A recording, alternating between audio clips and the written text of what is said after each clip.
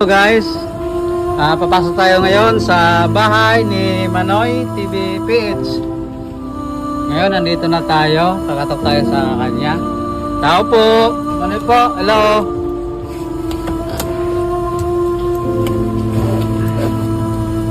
Ay, ito po, ito yung bahay ni Manoy. Manoy, Tuloy po kayo. Pagpasensya niyo ka yung balit na ano rito, parang-parang. Nakalipat ko lang kasi, bali natanggal ako sa dating trabaho. titingnan po natin yung bahay na ngayon. Ito yung higaan niya, may kulambo, may unan. Siya lang isang tao dyan.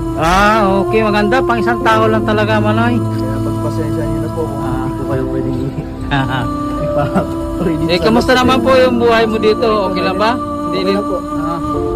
So, okay naman pala dito, pang isang tao lang talaga. Hindi naman siya mainit, ano? May Hindi puno. kasi may ano to eh.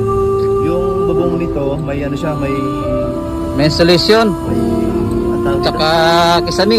Kisame tsaka ano. Oo, yun o. Parang foam siya, parang hindi masyadong mainit. Tsaka meron din ako rito ano, electric fan para kung sakaling tirig yung araw, ito siya. Ano yung Manoy, pag nakakaroon ka ng refrigerator, ano? Meron din akong ilaw dito guys. Oh. Yun, oh. Gabi may ilaw tayo dito. Okay.